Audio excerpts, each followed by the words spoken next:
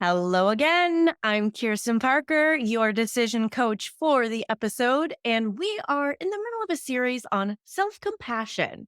How does that sound for your decision making on this fine Thursday afternoon or whenever you're happening to listen to this? So, last week we talked about how to think and talk with self compassion. We explored the more inner or more still or more tender side of self compassion. This week, we're talking about the fierce side of self compassion. That's right, folks. There's an active brand. There is a version of self compassion operating in your life that is not sitting still and being with yourself. It is creating change and making moves out in the world. We're going to talk about exactly what that looks like. I think this is a big misconception with self compassion in general. It certainly was for me because when do we get educated on this stuff? This idea that self compassion is a very passive, if not completely coddling act, or just this kind of floofy idea that doesn't really look like anything in the world. So, with these episodes exploring self compassion, we're really trying to highlight what it looks like as a force in your life, as a driver of decisions, and what it's not. So, let's just take a breath and remember, what even are we talking about?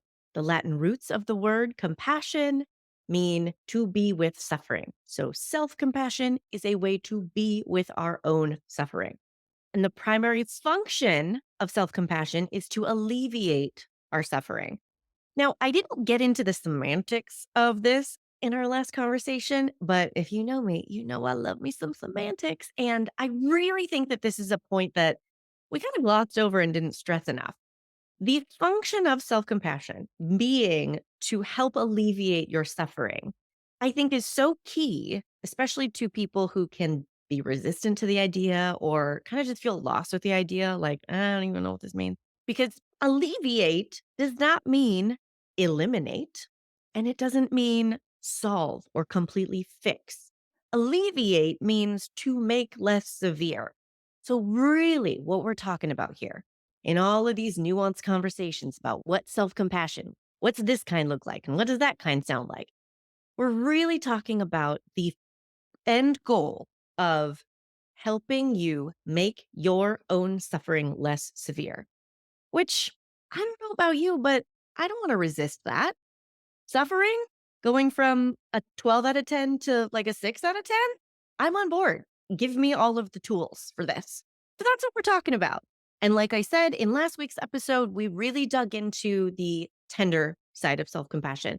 The kind of self compassion that is more focused on self acceptance and nurturing and comforting yourself and being present with yourself in your suffering. That still helps alleviate suffering. We talked a lot about that being the opposite of invalidating or completely ignoring your suffering. So just even being with yourself in a moment of, this is so hard right now. And dang it, I'm here for me, but this sure does suck. So much more effective for alleviating your suffering than telling yourself what an idiot you are for getting yourself in this situation, or telling yourself, why are you wasting your time feeling like this? It's not accomplishing anything. Go feel better. Ugh, if we got to never talk to ourselves like that again, I would just be the happiest camper. So let's dive in now to the other side of the coin. So, Dr. Kristen Neff, who you might have heard me mention already, she's the leading researcher on self compassion. She named these kind of what I keep calling flavors of self compassion. She named them tender and fierce, but you can think of them in all of the other ways that we've been talking about: inner and outer, still and active, self acceptance and taking action. Use what works for your brain and makes sense to you. So, this version of self compassion, this force of self compassion, has three primary functions in your life. Your ability to be fiercely self compassionate serves three very specific purposes: protecting yourself, providing for your needs, and motivating change. I'm already on board with this conversation. Like, who doesn't want all of those things? Yeah, let's find a way to get it that's super effective and also authentic and self honoring. And I particularly think this is the conversation that you want to hear if you do have any resistance to the idea of self compassion. Even if you know factually, okay, Kirsten, I hear you. You've said the definition of what self compassion is and isn't, but I'm still worried that it's going to undermine my motivation and it's going to make me soft and I'm going to let myself get away with nonsense and I'm going to indulge lots of pity parties. If that is anywhere in the back of your mind, know that it's super common and normal. And also, listen up, because this conversation here today is for you. The impact of self compassion as a force in your life is actually its strongest when these tender and fierce sides are balanced, when they're both present, but they're balanced. Dr. Neff even says when she's explaining her research findings on self compassion that you do need both. She says tenderness without fierceness becomes complacency, and fierceness without tenderness becomes hostile and aggressive. And none of that is largely effective for creating change and alleviating your suffering in a helpful way. Let's talk about these three areas of responsibility of fierce self compassion. The first one we mentioned was protection. So I want you to think about what are actions you take or have taken to protect yourself. The last time you drew a boundary, maybe you wouldn't even tell anybody else about it, but you drew a boundary like, okay, when we get to this place, I am not going to engage in a conversation about this and that with so and such because it never ends well. Boundary drawn, protecting yourself. Or the last time you said no to something that was going to overstretch you, that you might have in another world, in another place in time and another energy felt obligated to say yes to, but you were really protecting your time or you're really protecting your energy. And you said, no, we're not going to do that. Sorry, not sorry. Think about the emotions driving these actions, drawing boundaries, saying no to things, protecting your time, protecting your energy, protecting your health, protecting your values, protecting your goals. You might think, okay, what emotions happen when I make those kind of decisions?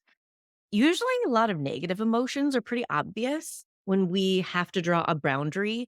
There's usually something like frustration or exasperation or fed upness present, right? And you might also think, okay, there probably was some fear present, fear of getting yelled at, fear of disappointing somebody, fear of letting somebody down. You might also think maybe bravery was present, maybe some courage to actually like get the no out or type the no. Sometimes that's easier. We're not judging. So I'd like you to just consider the strong likelihood that self compassion was a necessary emotion that was present, a necessary force acting in this situation to get you to this place where you took protective action. Isn't that interesting? You probably didn't even know it, but you were acting with fierce self compassion in that moment. You're already doing it. Let's look at the next area of responsibility, providing for your needs. Now, this can go a lot of ways. We can think about providing for our needs when we acknowledge, okay, I'm sick. Like, not the, all right, today's going to be tough. Let me get 2 doses of Dayquil in me and power through. When we actually say, my body needs to rest, my brain needs to not think, I need to cancel the things that I wanted to do today, which, oh, I feel you. So we can imagine taking this kind of action where we provide for our needs when we need to heal, right? When we need a rest when we're sick, when we need to take a day off. I think a lot of people like us are even providing for our needs when we decide to not work on a day off because, days off are often in air quotes and parentheses in our worlds because, well, we're probably going to work most days, which that's fine. It's how a lot of stuff gets done. But the last time you said, you know what? I'm not going to sign into my inbox today. I'm not going to open emails today. Today, on this day off, I'm actually going to take a day off. That was you providing for a need to have time off.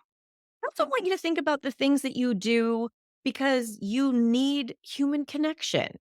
Making a plan with a friend. Do you know how hard you are working to make this connection moment happen where you're not doing anything else.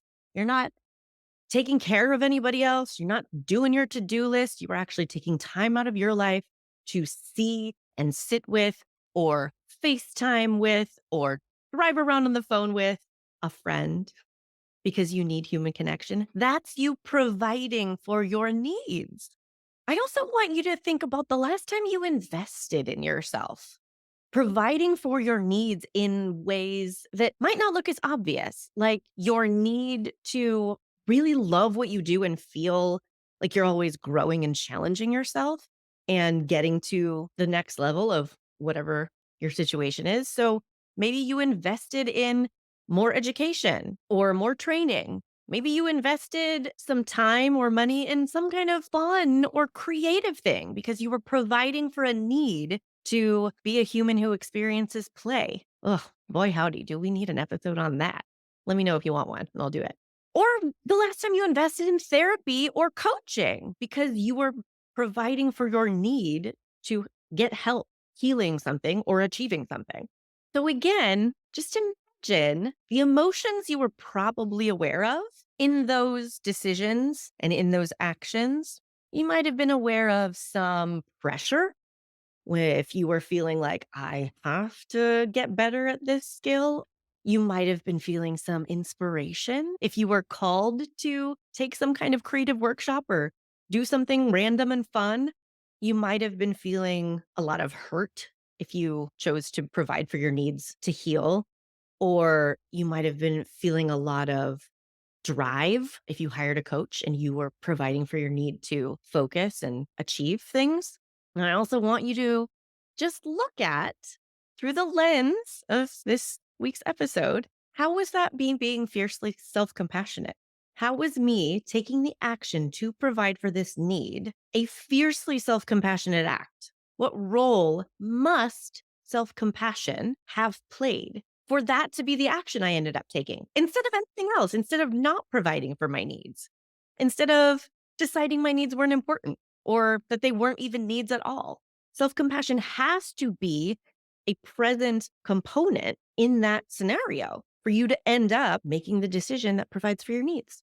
And finally, the third area of responsibility for fierce self compassion is motivating change. And this is a biggie. I have asked clients in the past to kind of mentally review the biggest decisions of their lives, changing careers, changing relationships, any kind of life altering shifts that they've enacted. And I've asked them to think about what emotions were driving that decision. It's very interesting because I hear the same things and I think the same things too on first glance of what was happening there. The emotions present in a big life change, a big life changing decision, which is, usually a series of decisions, a series of actions. But in hindsight, it looks like one big thing that happened. And when you think back to the emotions present, it's very common to think about there being negative emotions like fear, frustration, anger, disappointment, resentment, sadness. We often have to get to a point where we feel those things to recognize that we feel those things, to realize I don't want to be in a situation where I feel these things. I want to change my situation. There are also commonly emotions present in those big change moments like longing, curiosity, inspiration. Sometimes there can be hope. If you're going to create change, there's probably a little bit of hope in you that change is possible. Sometimes there's eagerness. Sometimes there's passion. Sometimes there's enthusiasm. It's not all negative. There's always courage when we make a decision and take action to create change. I really want you to think about an example in your life where you took an action that motivated change, even if it wasn't like, I quit this entire industry and 180'd my career. Even if you were making a decision to start a new school program where you already live, like this is all change. It doesn't have to look life altering to anybody else. You can probably imagine some of these very same emotions present when you think back to, well, how did I end up making that decision? How did that action even come about? And this is where I really want you to have fun finding out how fiercely self compassionate you already are. Mustn't self compassion have been present in enacting that change? It's really powerful to characterize these decisions and these actions as fiercely self compassionate because it can feel counterintuitive. You can think that was selfish or that was crazy or I don't know. I was at the end of my rope, so I didn't even know what else I could have done. Like I had no choice. I want to cast my vote that you own your fierce self compassion and own the role that it played in you making these decisions. Because when it's there and it's a force you can recognize, it's a force you can call on. Sometimes when we're struggling to take action to provide for our needs or protect ourselves from harmful or misaligned things, or when we're struggling to motivate change, sometimes we're in overwhelm from that mishmash of emotions. Lots of thoughts and emotions coexisting at once. I want to do this. I'm scared to do this. I think this is right. I'm also afraid that it's wrong. That can be very stunting to our action. It can render us unsure of what our next best right step is. But framing a situation in this light, what might I need to alleviate my suffering? And activating the force of fierce self compassion can give you permission and energy and clarity to see your best next step, to see the next action that's best for you, that's right for you right now. So I hope you enjoy your homework of this week, which is paying attention to how you have been and how you are being, and maybe how you could be fiercely self compassionate right now. See what it feels like to be contemplating an action, a decision, even a small one that's providing for a need, protecting yourself from something that you don't want to do or is not going to be good for you, or motivating some kind of change, and see how it feels to kind of click in to that fierce self compassion channel. Recognize if you've taken actions out of fierce self compassion and own it, enjoy it. You're already good at it. Look at you go. Isn't it nice when we end the podcast with me telling you, look, you're already good at something you didn't even know existed 20 minutes ago? Yay. I hope you have the best week ahead. And if you are ready to work together on self compassion and more, I'm here for you. You can always book a free consultation at kirstenparker.com/schedule. Like I said, self compassion is one of the key skills that I build up with everybody that I work with, no matter what their goals and habit changes and challenges are. We have a new way we can work together. So if you want to head over to kirstenparker.com/accountability, you can check out the brand new month to month coaching program that I've set up. Right now, it's just for the summer. We'll see if we keep it going into the fall and beyond.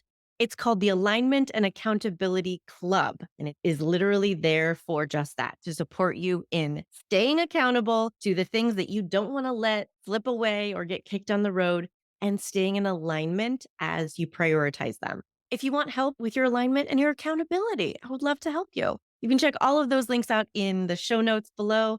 And I'll see you next time. Hey, want to find out your decision style? Obviously, go take the decision style quiz. It's in the show notes and at kirstenparker.com/quiz. We all have our style when it comes to making decisions, but do you know how to use your default way of thinking to your advantage? Or do you mainly get stuck in the most annoying parts of overthinking and people pleasing? The decision style quiz has your answers, my friend. Take it right now at kirstenparker.com/quiz.